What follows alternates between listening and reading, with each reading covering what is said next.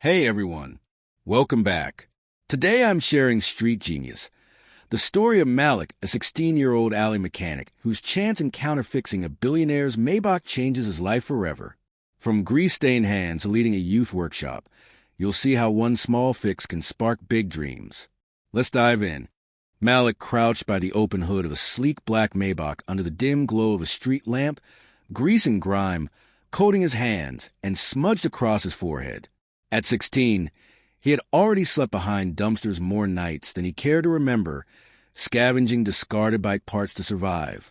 Tonight, the engine before him rattled and protested, but Malik's fingers moved with practiced precision, tightening a loose belt, realigning a valve, and adjusting the fuel line until, finally, the engine roared to life with a smooth purr. The warmth of that moment contrasted sharply against the chill of the damp alley. As the car settled into a steady idle, Malik wiped his hands on his jeans and straightened, expecting nothing more than the clink of a few coins or a curt nod of thanks. Instead, the man in the driver's seat, tall, impeccably dressed in a gray suit, watched it with something between surprise and respect. "You fixed it?" the man asked, voice steady but curious. Malik shrugged, refusing to look at the expensive shoes at his feet. "It was broken," he said simply.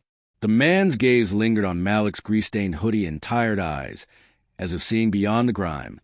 Without another word, the man closed the car door and drove off into the night, the tail lights vanishing down the narrow street.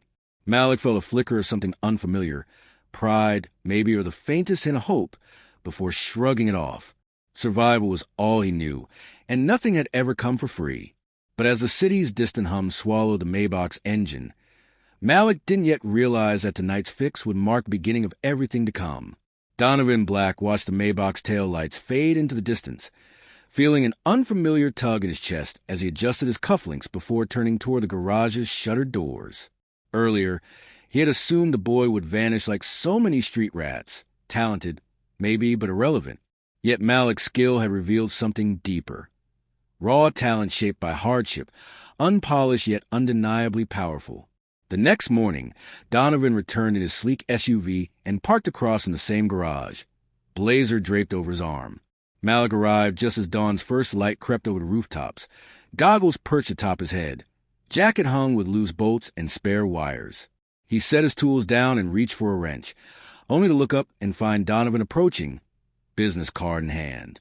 "Malik," Donovan said, voice measured, "I'd like to speak with you." Suspicion flickered in Malik's eyes. Street kids didn't get summoned by billionaire patrons, yet something in Donovan's steady gaze beckoned him closer. They stood across the cracked pavement, the early light casting long shadows between them. Donovan offered the car without preamble. "I want to help you," he stated, tone gentle yet resolute.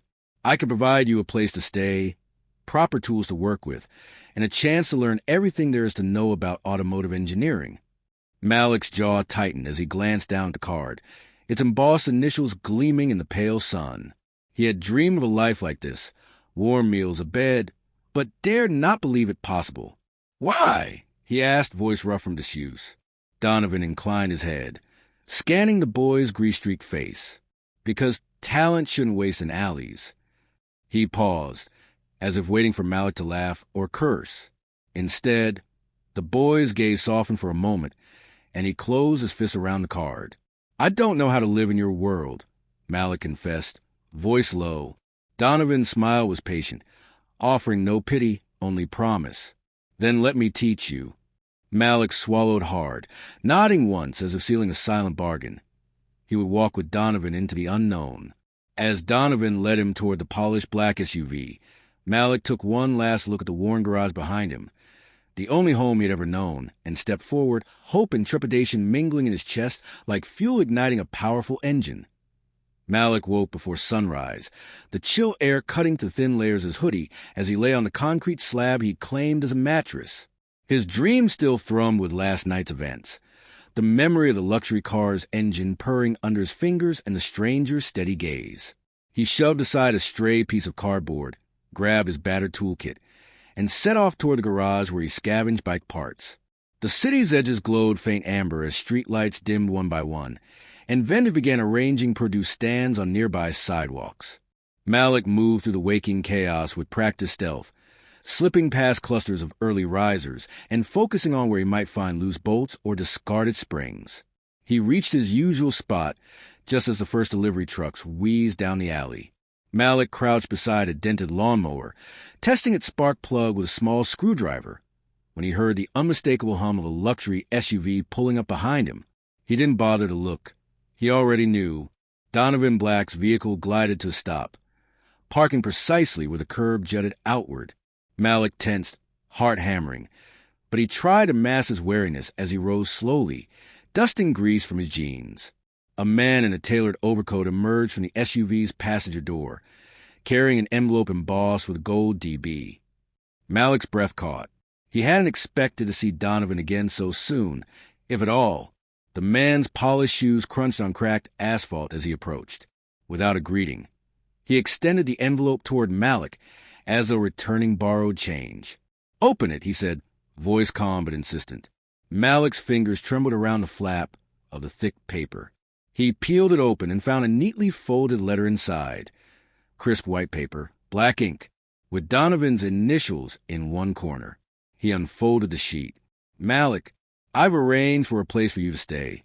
Starting tomorrow morning, you'll have a bed, 3 meals a day, and access to proper tools and training at my dealership's garage.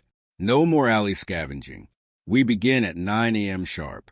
If you decide this isn't for you, simply don't show. Otherwise, I'll expect you there. DB." Malik's heart pounded as he scanned the lines again, as if the words might vanish if he blinked. A bed and meals. Concepts he barely allowed himself to imagine. Proper tools, gleaming wrenches, calibrated gauges, a heated workshop. But beneath the excitement, a knot of doubt tightened. He had no idea how to navigate Donovan's world of polished floors and written contracts. What if he failed?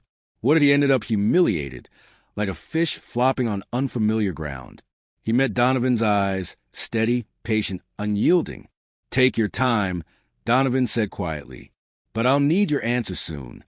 Malik clutched the envelope, his knuckles turning white. He looked away, blinking back memory. The dented bicycle he'd mended for spare change, the nights he cowered beneath a rusted dumpster during summer storms, the shame of eating discarded pizza crusts hidden in garbage bags. Could he leave that world behind? Could he actually walk into an unknown future sponsored by someone who had everything? Donovan waited without pressing further. After a long moment, Malik slid the letter into his jacket pocket and nodded once. "Okay," he said, voice low. "I'll be there." The words sounded foreign on his tongue, but with them came a tremor of relief and a spark of hope that flickered brighter than any street lamp.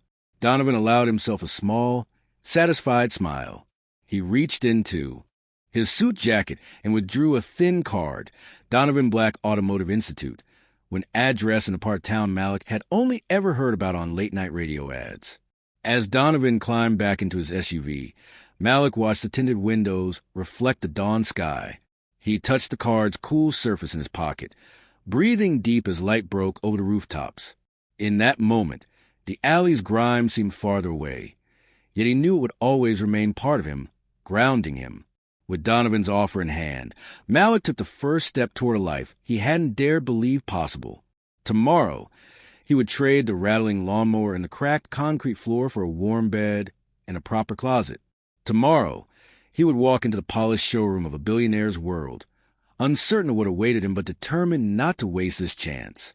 And as the SUV's engine rolled into the distance, Malik realized that this one decision, accepting Donovan's offer, would alter the trajectory of his entire life.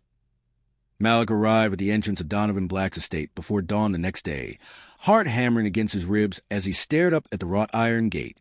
Yesterday's excitement had given way to a twisting knot of anxiety. He tugged at the frayed hem of his hoodie, donated only last night, and stepped onto the gravel driveway. A uniformed valet immediately appeared, eyes polite but detached, and took Malik's lone backpack. With a curt nod, the valet guided him toward a sleek black sedan idling under a single lamppost. As Malik settled into the plush leather seat, he couldn't help but press a thumb against the door's polished surface, marveling at the smooth finish. The car glided past manicured hedges and marble columns until it stopped at a gated guest house behind the main mansion. Malik stepped out, his legs unsteady as if he'd forgotten how to walk on anything more comfortable than cracked pavement. Donovan approached, crisp suit jacket draped over one arm, and held out a folded bundle. Clean jeans, a simple t-shirt, and a pair of sneakers. "Change here," Donovan said, gesturing toward a modest room with a single window overlooking a manicured lawn. "No one will see you. Come down when you're ready." Malik retreated inside, closing the door and staring at his reflection in a narrow mirror, eyes wide, cheeks flushed, a hoodie smeared with grease. He peeled it off, wincing as the fabric caught on scratches and protruding bits of metal from his pocket. Gently, he removed each bolt and screw, tokens as past he wasn't quite ready to let go, and folded them into a small tin box. He slipped on the donated clothes.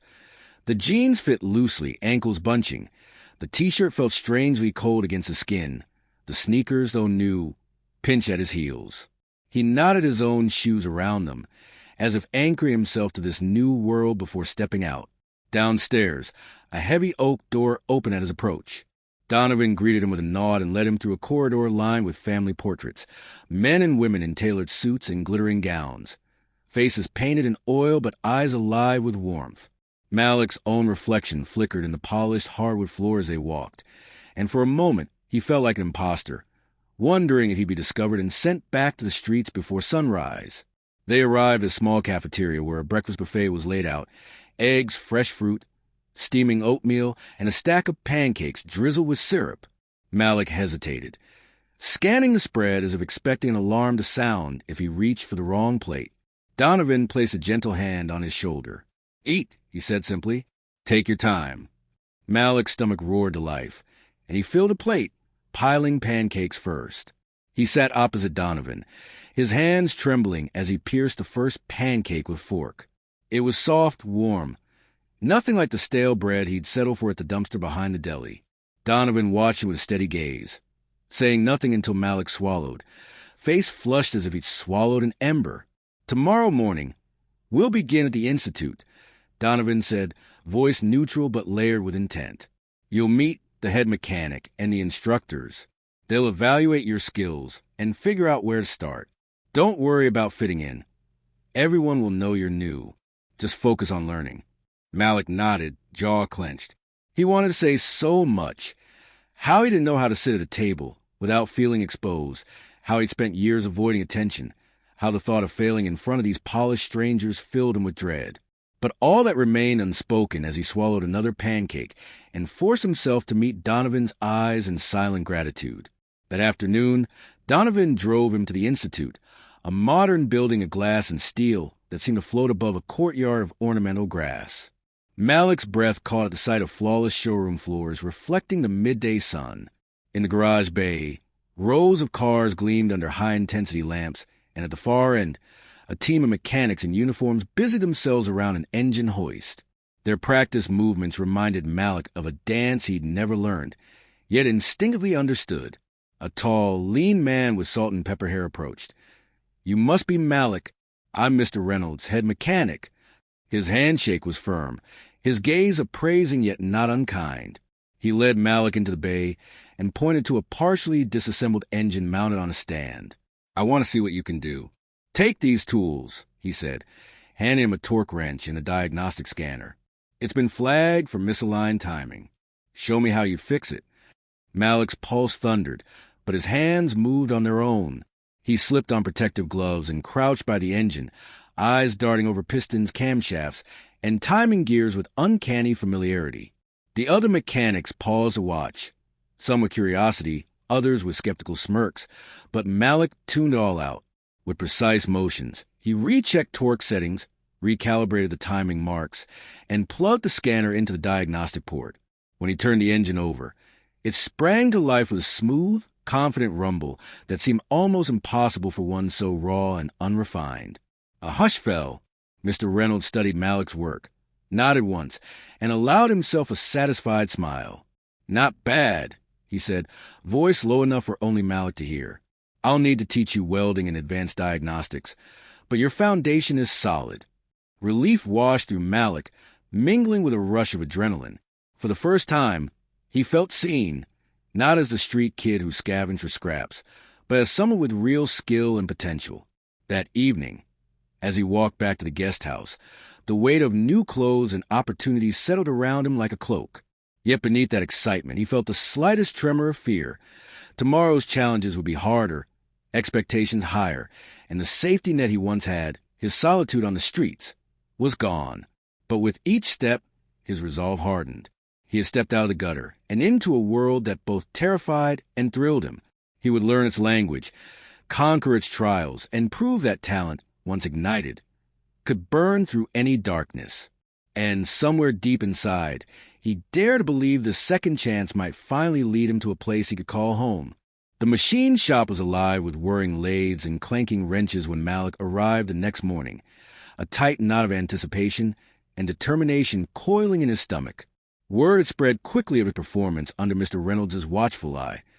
Whispers followed him as he walked past parked cars and diagnostic bays. He nodded politely but didn't let himself be distracted. Instead, he focused on the workbench where a disassembled hybrid engine lay resting on a wooden pallet. Parts meticulously laid out like puzzle pieces waiting to be completed. Donovan had personally arranged for Malik to take on this project, a full-scale hybrid power unit donated by a major automotive partner, with intent to test Malik's ability to bridge traditional mechanics and cutting-edge technology. The previous engineers had stalled on integrating the electric motor controller with the internal combustion timing system. Malik was to diagnose and finalize the design. He wiped his hands on a grease-stained rag and crouched by the engine. His eyes scanned the rows of wiring harnesses, control modules, and cooling connectors, memorizing each component's placement in moments. Around him, other mechanics paused, curious if the street-raised boy could solve what veterans struggled with. But Malik had spent countless nights cobbling together scrap parts under flickering streetlights, learning to fuse disparate elements to make something whole. He plugged a handheld diagnostic tool into the control port and watched the readouts flicker erratically. Voltage imbalance, misaligned cam phasing, inconsistent fuel injection timing. He took a deep breath and mapped a plan in his mind, recalibrate the electric motor's pulse width modulation to synchronize with the combustion cycle, adjust the camshaft's phasing actuator for smoother torque delivery, and reroute the coolant loop to prevent overheating under combined load. With precise, confident motions, Malik began reconnecting wiring harnesses, soldering delicate joints, and realigning timing chains, though he'd never worked on such a sophisticated system before. He referred to Mr. Reynolds' notes only sparingly, trusting his instincts honed from years of street repairs. As he tightened the last bolt securing the motor controller, he permitted himself a momentary smile. The engine, now whole, resonated with potential, half electric hum, half mechanical growl. He closed the hood on the test stand and pressed the ignition sequence. The engine sprang to life, its electric motor spinning up smoothly before the gas engine fired without hesitation. Sensors blinked green, no fault codes appeared. Around him, silence reigned for a heartbeat before Mr. Reynolds exhaled softly, followed by appreciative murmurs from the gathered mechanics. "You've done it," Mr. Reynolds said quietly, stepping forward to inspect the integrated unit. "Performance metrics are right on target. Efficiency up 8% from our benchmarks, emissions down 15%. That's remarkable for a first pass." Relief and pride surged through Malik as he met Donovan's gaze from across the bay. Donovan nodded, his eyes reflecting genuine satisfaction. In that moment, Malik felt the full weight of his journey. A street kid who once learned engines by feel had now mastered hybrid systems on par with seasoned professionals. Later that afternoon, Donovan ushered Malik into the Institute's executive suite, a glass-walled office overlooking the entire garage floor. He handed Malik a polished plaque, engraved with Malik's name, and the words, "Innovator of the Quarter." Below that, a line read, "For outstanding integration of electric and combustion systems." Malik ran his fingertips across the cool metal, resisting the urge to let his shoulders sag with relief. Recognition had always been foreign to him. He wasn't sure how to feel when people praised him instead of turning away. Donovan studied him with a half-smile. "You've earned it," he said, clearing his throat. "And this is only the beginning. There's a National Engineering Symposium in 3 weeks. I want you to present your design. Showcase your work to leading industry experts and investors. I've already secured your slot." Malik's heart pounded at the thought of standing on that stage. He imagined faces skeptical of a teenager who grew up fixing bikes, now demanding attention from executives in tailored suits. But then he remembered the nights he'd spent hunched over a broken generator in a dumpster-lined alley, coaxing it back to life. He had nothing left to lose but the burdens of his past. "I'll do it," he said, voice firm. That evening, as he walked back to the guest house under the glow of street lamps, Malik allowed himself to imagine life beyond this single achievement.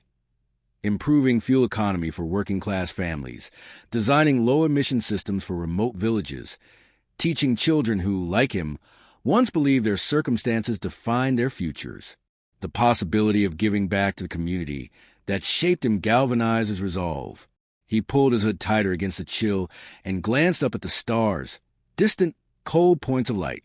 He realized that now he was light in their darkness, a beacon born not from privilege, but from perseverance, skill, and unyielding hope. The machine shop's air feels different when Malik steps in that morning. He senses tension before he even reaches his workstation. Overnight, someone has rifled through his toolbox, leaving wrenches, askew, and diagnostic cables tangled. His personal notebook, filled with hand-sketched diagrams and late-night calculations for a next-generation electric motor controller, is gone. Panic knots in his stomach as he remembers staying late to refine that design, confident it would be his next breakthrough. Now it's vanished. Around him, the mechanics exchange glances. Some feign indifference, while others offer sympathetic looks he barely notices. Malik tries to focus on a half-assembled transmission on his bench, but his mind keeps circling back to the missing notebook. His hands shake as he picks up a torque wrench, reminding himself he can reconstruct most of it from memory. Yet every incomplete formula and half-finished sketch represents hours of innovation snatched away. Mid-morning, Mr. Reynolds approaches, eyebrows drawn tight. He crouches beside Malik's bench, watching as Malik checks fluid levels on an engine. "Is everything all right?" he asks quietly. Malik shakes his head, swallowing against the tightness in his throat. "My notebook, someone took it. It had my latest controller schematics in it." He forces his voice to stay steady. "I'm trying to recreate what I lost, but it's hard." Mr. Reynolds sighs and places a hand on Malik's shoulder. "We'll check the security footage. No one should touch your workspace without permission." He gestures toward the back of the garage, where surveillance monitors flicker through a series of grainy images. Malik nods, fear and frustration flaring. He's raced from dumpstering nights into this world of algorithms and prototypes, and now someone is determined to prove he doesn't belong. By early afternoon, Donovan strides in, eyes sharp beneath creased brows. He finds Malik hunched over the diagnostic station, attempting to recalibrate a component based on fragmented notes scrawled on scrap paper. Without preamble, Donovan glances over Malik's shoulder. "You're retracing steps I'd hope were finalized," he says quietly, tone laced with disappointment and concern. "What happened?" Malik meets his gaze, forcing a nod. "Someone stole my notebook. I'm recreating the design from memory." He tries to smile, failing. "I'll get it back on track." Donovan's jaw clenches. He nods once, then strides toward the security screens. Malik follows, heart pounding. On one monitor, he sees Simon Harrow, Donovan's disgruntled assistant, lurking near Malik's bench late last night, rifling through drawers before pocketing the notebook and slipping away. Malik's pulse pounds. The resentment he saw in Simon's eyes after Malik's hybrid system triumph has now turned into malicious sabotage. Donovan's face hardens as he watches Simon's guilty retreat. When Donovan turns, his loyalty to Malik is unmistakable. "He'll be gone by day's end," Donovan says, voice low. "No one sabotages my team," and walks away. He places a hand on Malik's shoulder. "I apologize. We'll recover what we can, and I want you to continue with the project. I'll assign someone to help you reconstruct the missing pieces." Martin, a junior engineer whose braces make his grin unmistakable, steps in immediately. He kneels beside Malik, offering a cup of coffee and a stack of scrap paper. "I've got your back," Martin says, handing over loose notes from Donovan's donated archives. "We'll piece this together. Your ideas deserve to see the light." Malik nods, grateful but wary. Every minute he spends redrawing circuits is a minute Simon hopes to undermine him further. He forces himself to focus, relaying resistor values and controller parameters from memory as Martin scribbles alongside. As the afternoon wears on, the engine test bay hums with renewed purpose. Malik's determination to innovate, combined with Martin's unwavering support, begins to fill the gaps left by Simon's theft. Late evening, as the garage is empty and the bay lights turn amber, Mr. Reynolds returns with a recovered notebook. Its cover is crumpled, corners damp, but the pages inside bear the familiar swirl of Malik's pen. Donovan watches as Malik flips through the torn sketches, relief and rage mingling on his young face. Malik brushes his fingertips over the smudged diagrams. "Thank you," he murmurs. He spent hours tonight reconstructing half the design, but now he can restore every detail, possibly even improve upon them. Donovan inclines his head. "Your work matters," he says, "and I won't let anyone drive you back to the streets." He pauses, then meets Malik's eyes. "Tomorrow, I want you to present the updated design to our board of investors. Show them why your vision is worth protecting." Malik exhales, the weight of fear and anger easing into a focused resolve. In that moment, he realizes that every setback, every malicious act, only forges his determination stronger. As he closes his notebook and repacks his tools, he feels the pulse of possibility once more. Simon's sabotage was meant to break him, but instead, it's fueled the fire of his ambition. He will rebuild, reconfigure, and rise. And when he stands before the investors tomorrow, his voice will be louder than any doubt Simon ever cast. When Malik walked into the conference hall the next morning, the buzz of industry professionals felt like a storm closing in, but he clenched his notebook tight. Pages now fully restored, and forced himself forward. Last night, Donovan had arranged for Malik to present at the National Engineering Symposium, a gathering of seasoned researchers, corporate executives, and venture capitalists. He stepped onto the stage as the previous presenter concluded, heart pounding, and set his suitcase on the table. A rented laptop projected his slide deck, detailed schematics of his hybrid drive, performance graphs showing an 8% efficiency boost, and environmental impact charts boasting a 15% emissions reduction. The lights dimmed, and Malik began. His voice wavered at first, then grew steady as he explained each modification. The recalibrated PWM controller, the realigned timing chain, the rerouted coolant loop, every element refined from his street-honed intuition. He recounted how he once fixed rusted bike chains beneath flickering streetlights, mapping each cathode and anode from memory. The audience leaned in, silent. Questions followed. How would scaling affect manufacturing costs? What supply chain challenges did he foresee? When asked about projected market adoption, Malik spoke of working-class families who needed affordable, fuel-efficient vehicles, of remote villages where low-emission generators could power clinics. He detailed a pilot plan to donate a percentage of royalties to train deserving youth in mechanical skills, proposing what he tentatively called the Genius Garage concept, a workshop for at-risk teens. After the Q&A, he stepped off stage to polite applause, but in his chest, his pulse thundered like an engine revving at full throttle. Minutes later, the judges convened behind closed doors, and Malik paced outside, replaying every slide and every question in his mind, bracing for critique or dismissal. When they finally emerged, head judge Dr. Simmons approached him with a broad smile and a handshake firm enough to anchor his nerves. "Congratulations," Dr. Simmons said quietly but gravely. "Your design will be featured in the journal's next issue, and we'd like to sponsor your prototype for field testing. Your vision for community outreach is compelling." Donovan, standing at the back of the hall with pride radiating from his gaze, exhaled a breath he'd held since Malik took the stage. Later, as Malik and Donovan exited the building, cameras flashed, reporters clamored for comments, and prospective partners discussed potential investments. Malik's knees shook with exhilaration. Donovan guided him into a waiting SUV and handed him a small plaque reading Emerging Innovator Award. Malik traced its engraving, both honored and humbled. Back at the Institute that evening, Malik sat alone in the garage bay, rows of cars silent around him, and opened his notebook to the first blank page of the final section, the Genius Garage Plan.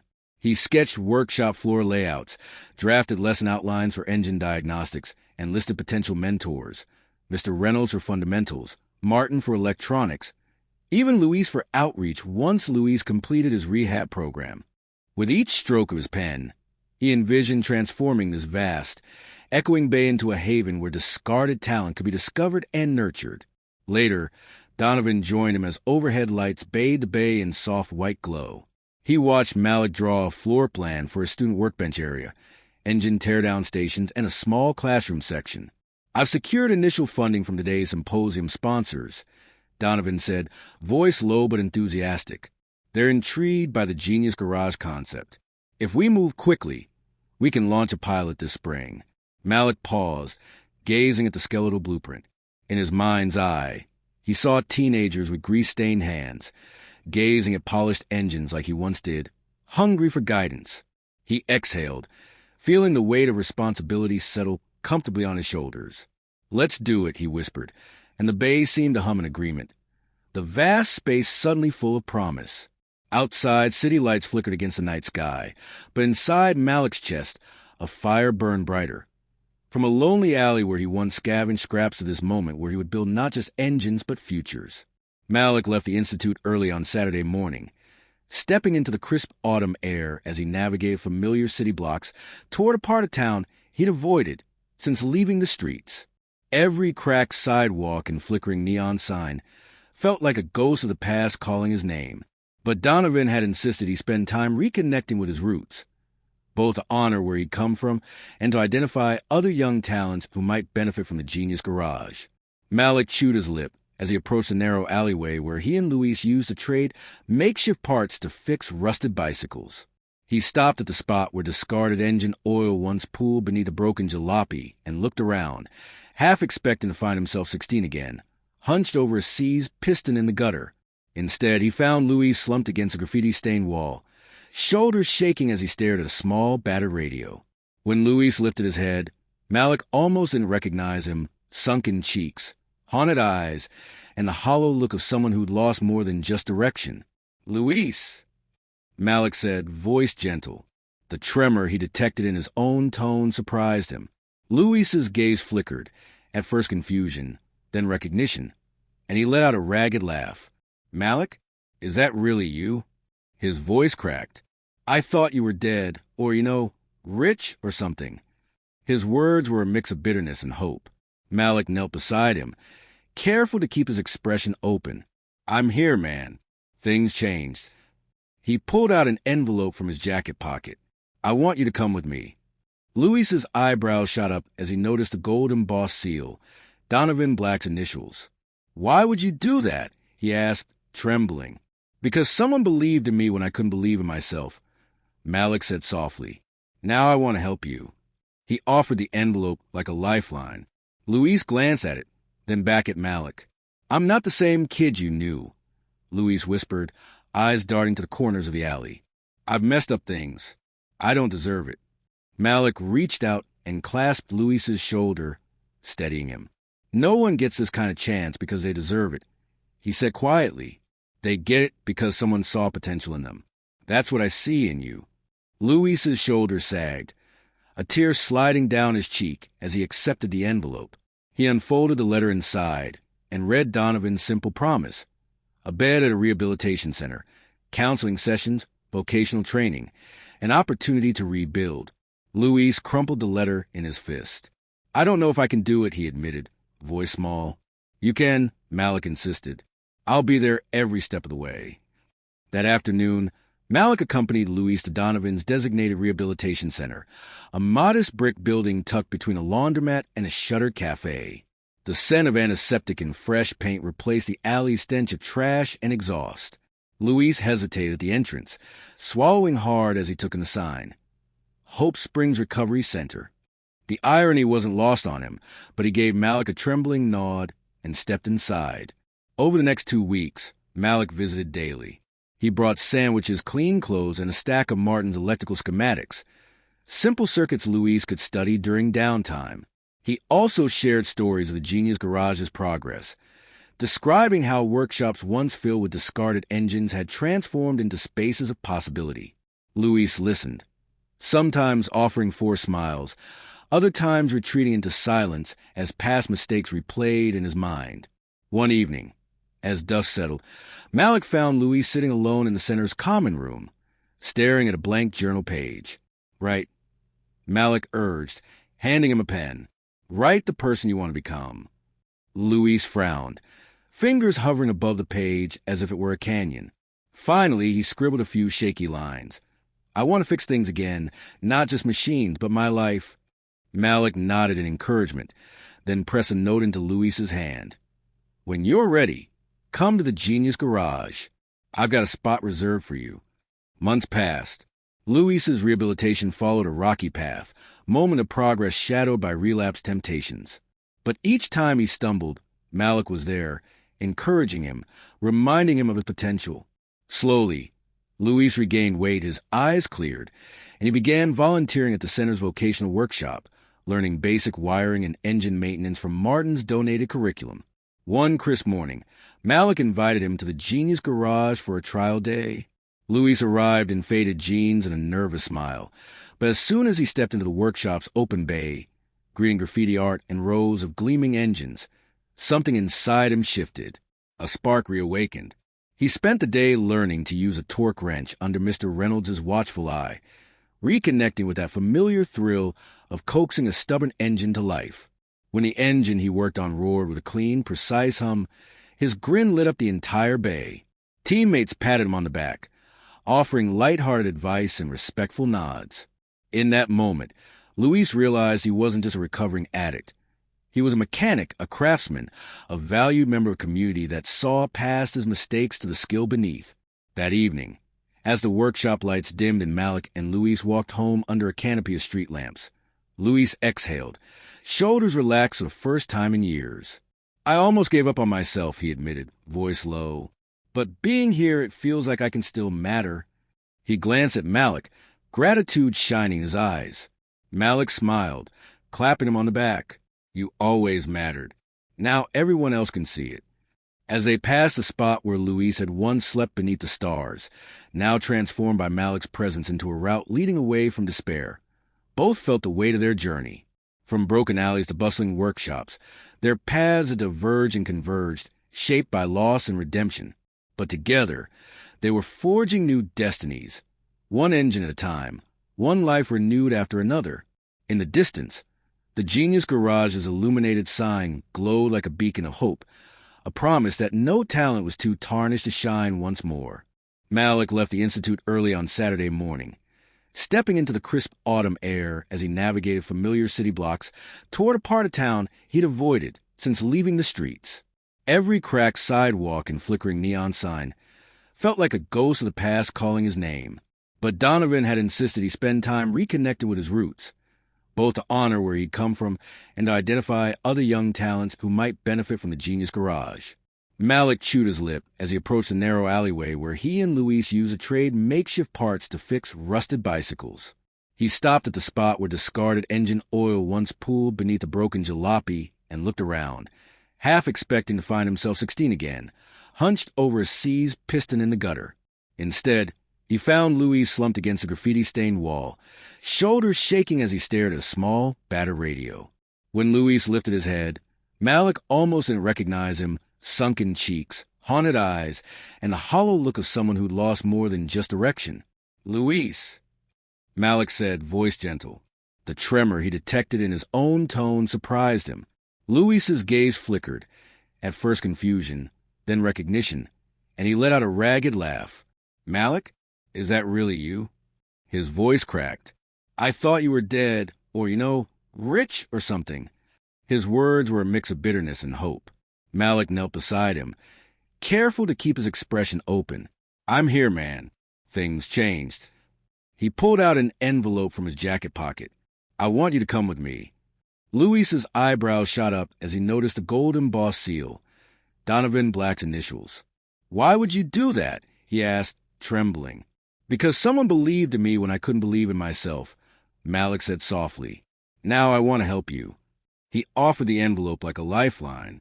Luis glanced at it, then back at Malik.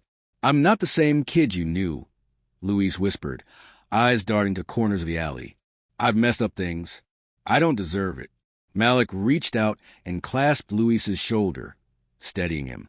"No one gets this kind of chance because they deserve it," he said quietly. "They get it because someone saw potential in them. That's what I see in you." Luis's shoulders sagged, a tear sliding down his cheek as he accepted the envelope. He unfolded the letter inside and read Donovan's simple promise: a bed at a rehabilitation center, counseling sessions, vocational training, an opportunity to rebuild. Luis crumpled the letter in his fist. "I don't know if I can do it," he admitted, voice small. "You can," Malik insisted. "I'll be there every step of the way." That afternoon, Malik accompanied Luis to Donovan's designated rehabilitation center, a modest brick building tucked between a laundromat and a shuttered cafe. The scent of antiseptic and fresh paint replaced the alley stench of trash and exhaust. Luis hesitated at the entrance, swallowing hard as he took in the sign: Hope Springs Recovery Center. The irony wasn't lost on him, but he gave Malik a trembling nod and stepped inside.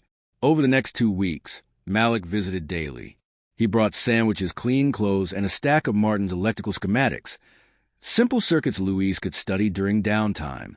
He also shared stories of the Genius Garage's progress, describing how workshops once filled with discarded engines had transformed into spaces of possibility.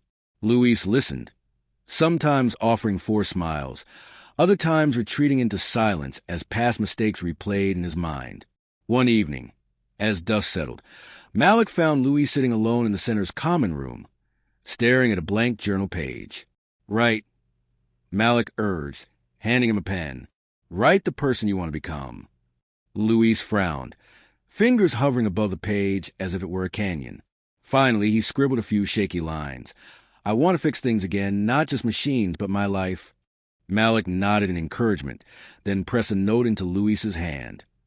"When you're ready, come to the Genius Garage. I've got a spot reserved for you." Months passed. Luis's rehabilitation followed a rocky path, moment of progress shadowed by relapse temptations. But each time he stumbled, Malik was there, encouraging him, reminding him of his potential. Slowly, Luis regained weight, his eyes cleared, and he began volunteering at the center's vocational workshop, learning basic wiring and engine maintenance from Martin's donated curriculum. One crisp morning, Malik invited him to the Genius Garage for a trial day. Luis arrived in faded jeans and a nervous smile, but as soon as he stepped into the workshop's open bay, greeting graffiti art and rows of gleaming engines, something inside him shifted. A spark reawakened. He spent the day learning to use a torque wrench under Mr. Reynolds' watchful eye, reconnecting with that familiar thrill of coaxing a stubborn engine to life. When the engine he worked on roared with a clean, precise hum, his grin lit up the entire bay. Teammates patted him on the back, offering light-hearted advice and respectful nods. In that moment, Luis realized he wasn't just a recovering addict. He was a mechanic, a craftsman, a valued member of a community that saw past his mistakes to the skill beneath. That evening, as the workshop lights dimmed and Malik and Luis walked home under a canopy of street lamps, Luis exhaled, shoulders relaxed for the first time in years. "I almost gave up on myself," he admitted, voice low. "But being here, it feels like I can still matter." He glanced at Malik, gratitude shining in his eyes. Malik smiled, clapping him on the back. "You always mattered. Now everyone else can see it."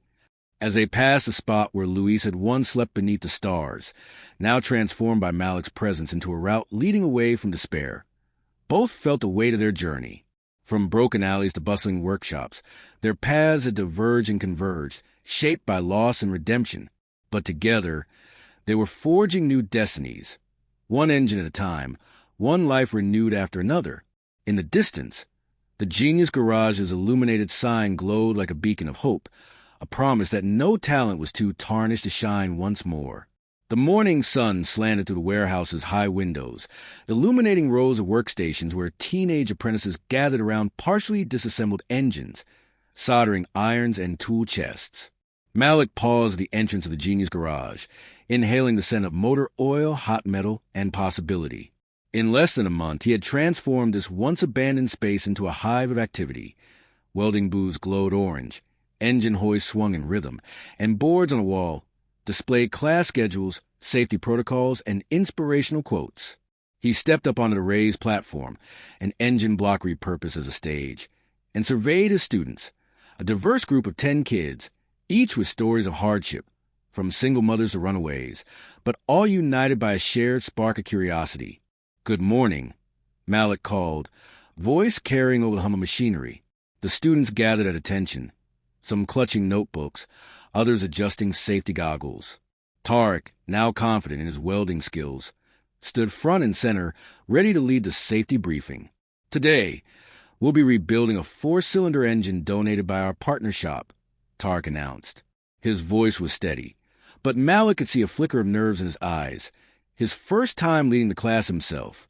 Malik nodded in approval, recalling the day he first stepped into a classroom and felt every eye on him, waiting for him to fail. Now, he watched his apprentice face that same fear and embrace it. Across the bay, Luis guided a younger boy through basic wiring, explaining how to strip insulation from wires, twist connections, and secure terminals. The boy's hand shook as he held a pair of wire strippers, but Luis remained patient, offering calm encouragement. For both of them, this moment was a testament to their journeys. Luis, no longer defined by addiction, now defined by the guidance he offered. Malik moved from station to station, checking torque settings on pistons, suggesting adjustments to cam timing, and reviewing coolant jacket placements. When he approached a group struggling with aligning the crankshaft, he knelt beside them and placed a steady hand on a girl named Aisha's shoulder. "Remember," he said softly, "machines teach you patience. Listen to the clicks. Feel the tension. Let it guide you." Under his guidance, Aisha's fingers worked with renewed confidence until the crankshaft snapped into alignment with a satisfying click. She beamed as her teammates applauded, and Malik felt a surge of pride. Each success here felt like a collective victory against the circumstances that once held these kids back. At noon, the bay emptied except for a few dedicated students who assumed Malik would return with sandwiches. He and Luis handed out plates of rice, beans, and grilled chicken from a small makeshift kitchen in the corner. Conversation buzzed. Plans for college scholarships, discussions of upcoming tournaments, and lighthearted debates about which engine brand was superior. For a moment, they were just kids, laughing as they passed around napkins, free from the weight of yesterday's struggles. After lunch, Malik gathered everyone for a quick debrief. He pulled up a chalkboard and sketched the workflow they'd follow to reassemble the engine, installing pistons, securing the head gasket, timing belt alignment, and final testing on the dynamometer. "By next week, we'll start our first paid service contract," he announced, voice firm yet excited. "The local delivery company donated their truck engine. If we tune it and increase its efficiency, they'll sign a maintenance contract and pay us. That revenue will go right back into funding new safety gear and scholarships." Whispers of astonishment rippled through the group. Tarek's eyes widened. This was the first real-world assignment they'd been entrusted with. Malik smiled inwardly.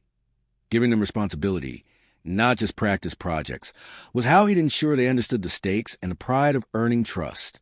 As the afternoon wore on, the sound of pneumatic wrenches and ratchet clicks echoed under the high ceiling. Malik worked beside his students, occasionally pausing to demonstrate a tricky technique. How to quarter-turn a torque wrench, then how to verify compression ratios using a dial gauge. He glanced at the clock. 2 hours until closing time, and chuckled when he noticed a pile of completed sub-assemblies growing faster than he'd anticipated. When he finally called everyone to gather their tools, students lingered, reluctant to leave.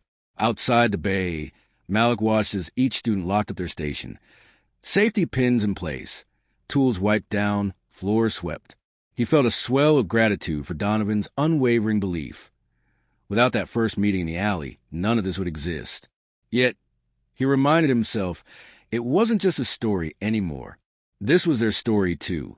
Stories of resilience and transformation written in the hum of engines and the glow of welding torches.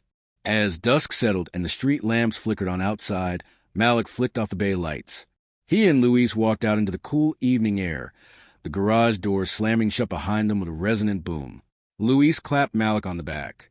"I think tomorrow I'll teach the electrical module," he said, voice steady. Malik grinned.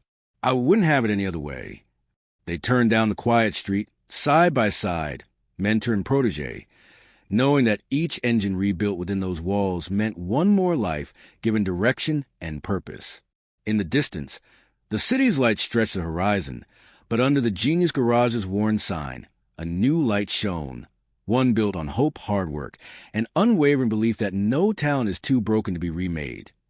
The gala hall glittered with chandeliers and polished wood floors, a far cry from the gritty warehouse where Malik had once learned engines by dim halogen lights. He stood backstage, heart pounding beneath his tailored blazer, his first new suit, listening as the presenter extolled his journey, from a 16-year-old street mechanic to the visionary founder of the Genius Garage. Tonight, he would accept the Beacon of Innovation Award, an honor given to one outstanding young engineer each year. The audience, industry leaders, philanthropists, government officials, and journalists, filled every seat. In the front row, Donovan sat with a proud smile that warmed Malik's chest more than any accolade ever could. Malik stepped onto the stage as his name was called, a bright spotlight illuminating his face. The applause washed over him, and he took a steadying breath before approaching the podium. He remembered the old alley, the grease-stained hoodie, the night spent scavenging parts to survive, and the moment he'd fixed Donovan Black's Maybach simply because it was broken. That memory anchored him now, reminding him how far he'd come, and how many lives he still aimed to transform. He cleared his throat and began. "Thank you," he said, voice firm yet humble. "When I was 16, I fixed a car on a street corner because it was the only way I knew to feed myself. I never imagined it would change my life. Donovan Black believed in me when I didn't believe in myself, and that chance pushed me to build something bigger than I ever dreamed. Tonight, I accept this award not only for myself, but for every young person who has ever felt invisible, who's ever wondered if their background defines their future." The audience listened in respectful silence as Malik recounted highlights of the Genius Garage, the first group of apprentices who rebuilt a donated delivery truck engine, the rehabilitation program that brought Luis back from addiction, and the community outreach that provided free diagnostics to families in underserved neighborhoods. He showed a short video montage. Students hunched over welding torches, children's faces lighting up at their certificates, and a delivery truck rumbling out of the garage at double its previous efficiency. As clips played, gasps and murmurs rippled through the crowd, evidence that these weren't just anecdotes, but real transformations. "We've seen a 40% reduction in engine failures for local small businesses, and our students now have job offers from top automotive firms before graduation," Malik continued. "But our greatest success isn't metrics or profit. It's knowing that talent can spring from anywhere, even the most forgotten corners of our city. Every bolt tightened here is a renewed life. Every engine rebuilt a restored sense of purpose." When he concluded, the hall burst into thunderous applause. Donovan rose from his seat, leading a standing ovation that echoed off the vaulted ceiling. Malik stepped back from the podium, eyes moist as he allowed the moment to take in every shimmering detail. The beaming faces, the unprecedented support, and the promise that no one would again be overlooked because of their past. Later, after the ceremony, Malik and Donovan slipped away to the hotel balcony overlooking the city skyline. Cool night air swept past as Malik held his award, a crystal sculpture shaped like interlocking gears. With reverence, "We did it," he whispered, glancing at Donovan's shadow profile. Donovan turned, pride visible in his eyes. "You did it," he corrected gently. "I only helped remove the obstacles. You did the rest through grit, ingenuity, and heart." Malik nodded, feeling the weight of both gratitude and responsibility. Below them, the city's lights twinkled like distant stars, each window a story waiting to be changed. "What's next?" he asked, voice steady. Donovan smiled.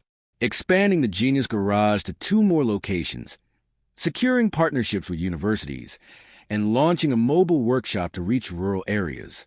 But none of that matters unless we keep remembering why we started."